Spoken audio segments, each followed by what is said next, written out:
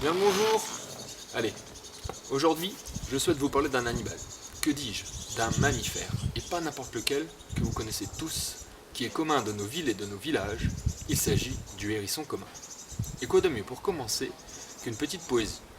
Je vous propose à la lecture aujourd'hui un poème de Maurice Carême intitulé, vous l'aurez deviné, Le hérisson. Le hérisson. Bien que je sois très pacifique, ce que je pique et pique et pique, se lamentait le hérisson. Je n'ai pas un seul compagnon, je suis pareil à un buisson.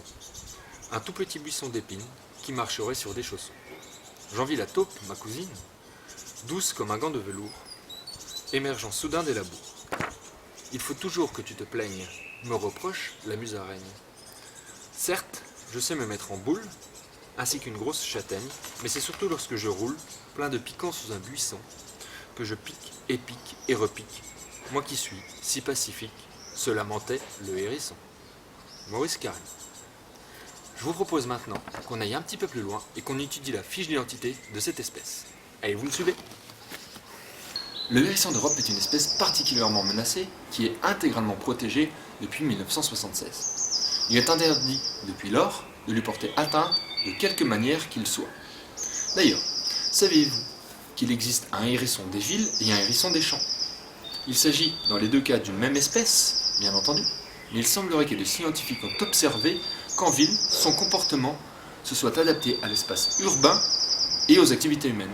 Il est donc nécessaire de mieux le connaître pour mieux le protéger.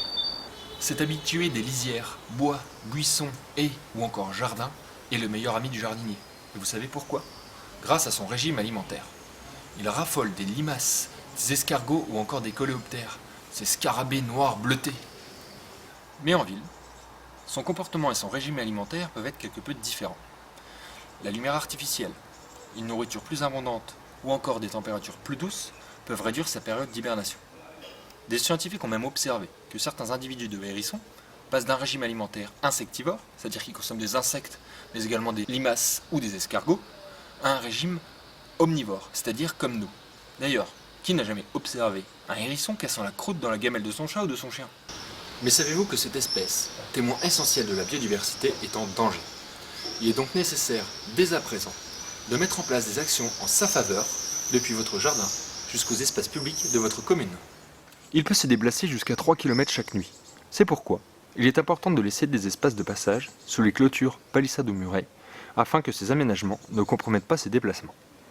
Vous pouvez le faire chez vous, une petite ouverture de 15 cm par 15 cm au pied de votre muret, grillage ou palissade, afin que l'animal puisse évoluer librement.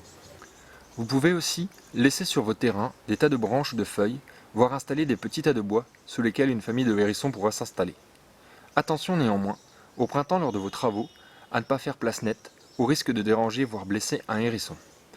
N'oubliez pas ce que je vous disais dans une vidéo précédente, laissons un peu de sauvage chez nous. Maintenant, parlons d'un sujet qui fait polémique, l'utilisation des produits chimiques. Dans votre jardin, réduisez au maximum l'utilisation des produits chimiques, voire passez-vous-en. Sachez que l'ingestion des pesticides via les animaux qui l'ingèrent, comme les limaces, les escargots ou encore les chenilles, lui sont fatales. Et puis, la non-utilisation des produits chimiques est favorable à toute une biodiversité. Alors qu'attendez-vous? Pour finir, je souhaite m'adresser aux élus. Je souhaite qu'ils mettent en place une vraie politique en faveur de la biodiversité. Et pourquoi pas utiliser le hérisson qui pourrait être un porte-étendard. En écologie, on appelle ça une espèce parapluie.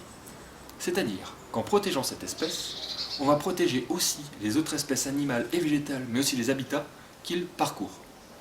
Alors, la première action que vous pourriez mettre en place, c'est sensibiliser vos élus, les conseillers municipaux, et pourquoi pas vos habitants. Allez, chiche! Je vous dis à très bientôt et à dans 2 jours.